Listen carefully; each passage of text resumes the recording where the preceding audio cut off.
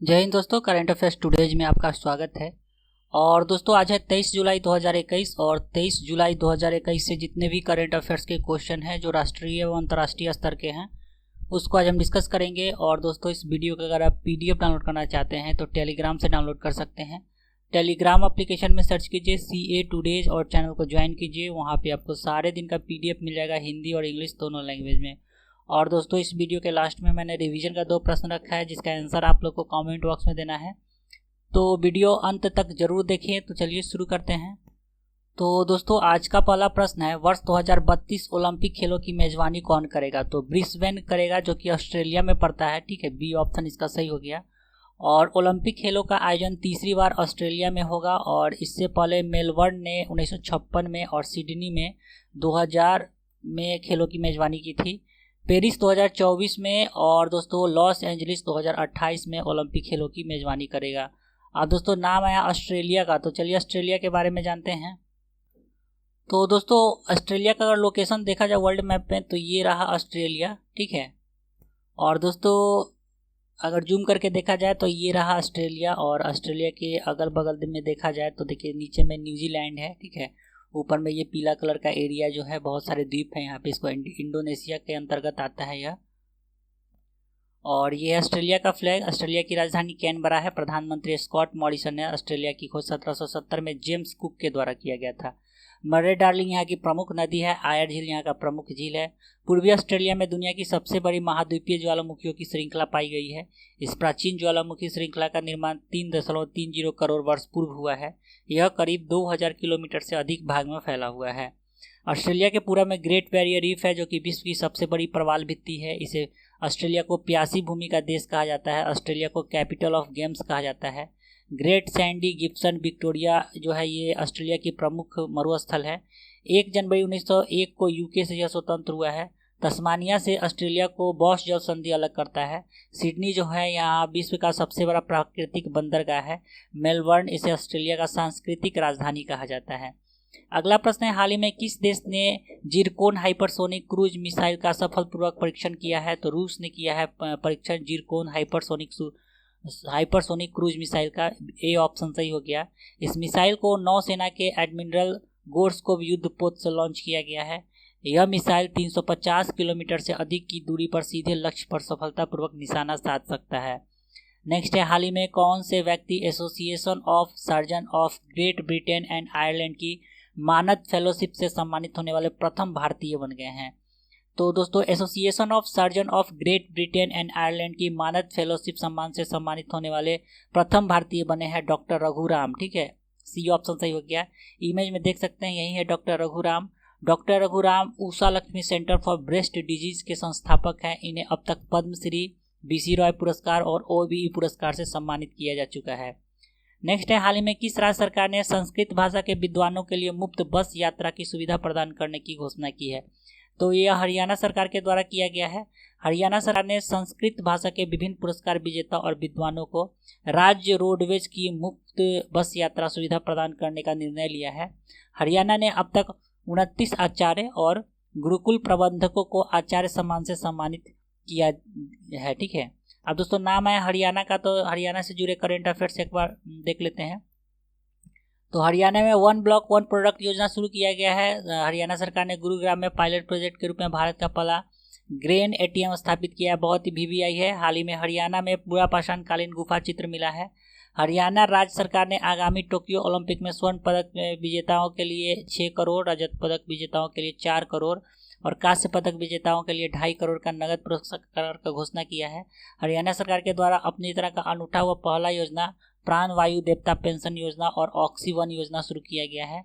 हाल ही में हरियाणा सरकार ने संजीवनी परियोजना द लाइफ प्रोजेक्ट शुरू किया है। अगला प्रश्न है, हाल ही में किस देश ने भारत को 21 MiG-29 लड़ाकू विमान की डिलीवरी के लिए एक वाणिज्यिक प्रस्ताव सौंपा है? तो रूस ने सौंपा है। ए ऑप्शन सही हो गया।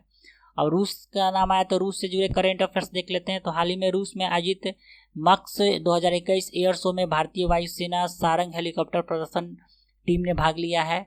वन वेब ने रूस में वोस्टोचन कॉस्मोड्रोम से एरियन स्पेस द्वारा 36 उपग्रहों का एक जत्था लॉन्च किया गया है। हाल ही में रूस ने जानवरों के लिए दुनिया का पहला कोविड-19 टीका को पंजीकृत किया है। हाल ही में रूस ने स्पेस स्टेशन बनाने के लिए चीन के साथ समझौता किया है। रूस ने 15 फरवरी 2001 को कजाकिस्तान से ऑस्ट्रेलिया अंतरिक्ष स्टेशन के लिए अपने कार्गो अंतरिक्ष यान प्रोग्रेस 77 को लॉन्च किया। यहाँ पे 2021 हो जाएगा, ठीक है।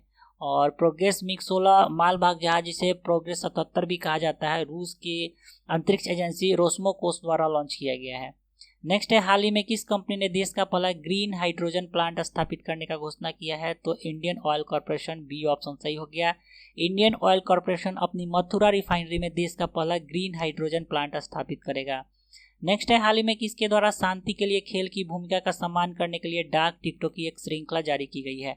तो संयुक्त राष्ट्र डाक प्रशासन और अंतर्राष्ट्रीय ओलंपिक समिति के द्वारा किया गया है संयुक्त रूप से, सी ऑप्शन सही हो गया। उपयुक्त दोनों। संयुक्त राष्ट्र डाक प्रशासन और अंतर्राष्ट्रीय ओलंपिक समिति ने शांति के लिए खेल की भूमिका का सम्मान करने के लिए डाक टिकटों की एक श्रृंखला शुरू की है। 6 स्टाम्प सीट में नौकायान, बेसबॉल, जूडो, ड्राइविंग, घुड़सवारी और गोल्फ के ओलंपिक खेलों की सुविधा है। जापानी कलाकार सातोशी हिशिमोतो द्वारा स्टैम्प और स्मारिका सीट दोनों को डिजाइन किया गया है।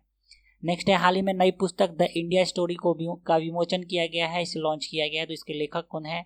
द इंडिया स्टोरी के लेखक हैं विमल जालान, ठीक है, डी ऑप्शन सही हो गया। विमल जालान आरबीआई के पूर्व गवर्नर है। यह बुक भारत के आर्थिक इतिहास पर केंद्रित है और इसका उद्देश्य भारत की राजनीतिक अर्थव्यवस्था के भविष्य के लिए सबक प्रदान करना है। अगला प्रश्न है, हाल ही में सामाजिक न्याय और अधिकारिता मंत्रालय ने भिखारियों के लिए कौन सी एक नई योजना तैयार किया है? तो स्माइल योजना आया है भिखारियों के लिए, ए ऑप्शन सही हो गया। सामाजिक न्याय और अधिकारिता मंत्रालय ने एक योजना स्माइल, जिसका पूरा अगर हिंदी में देखा जाए तो आजीविका और उद्यम के लिए सीमांत व्यक्तियों के लिए समर्थन तैयार किया है। इस योजना में भिखारियों के लिए कल्याण उपायों सहित कई व्यापक उपाय शामिल हैं। नेक्स्ट है, हाल ही में किसके द्वारा surface to air missile Akash NG का सफल परीक्षण किया गया है? तो डीआरडीओ के द्वारा, ए ऑप्शन सही हो गया। रक्षा अनुसंधान और विकास संगठन की नवीनतम सरफेस टू एयर मिसाइल प्रणाली का सफलतापूर्वक परीक्षण किया गया है। यह परीक्षण उड़ीसा तट पर किया गया है। यह नया संस्करण लगभग 60 किलोमीटर की दूरी तक के लक्ष्य पर हमला कर सकता है और 2.5 मैच तक की गति से उड़ान भर सकता है। इसके अलावा डीआरडीओ ने 20 जुलाई 2021 को स्वदेशी रूप से विकसित कम वजन वाले fire and forget man portable anti tank guided missile का सफल परीक्षण किया है। और इसके अलावा भारतीय वायुसेना को सौंपने के लिए मध्यम दूरी की सर्वश्रेष्ठ एयर मिसाइल की पहली फायरिंग शूटिंग की पहली मिसाइल को लॉन्च किया गया है। अगला प्रश्न है, हाल ही में किसे यूनेस्को के विश्व विरासत की सूची से बाहर किया गया है? तो लिवरपूल को, बी ऑप्शन सही हो गया। VVI क्वेश्चन है। लिवरपूल के इंग्लिश पोर्ट सिटी को यूनेस्को के विश्व धरोहर स्थलों की सूची से हटा दिया गया है। यह प्रतिष्ठित सूची से हटाए जाने वाला तीसरा स्थान बन गया है और तीसरा स्थान बनाया है लिवरपूल। तो 2 स्थान कौन कौन सा है? तो विश्व धरोहर स्थल की शीर्षक हो चुकी पहली 2 साइटों में 2007 में ओमान का एक वन्य जीव अभ्यारण्य और 2009 में जर्मनी के ड्रेसडेन एल्बे घाटी शामिल है और तीसरा बन गया है लिवरपूल। अगला प्रश्न है दोस्तों, हाल ही में किस देश के विदेश मंत्री अब्दुल्ला शाहिद भारत की यात्रा पे आए हैं?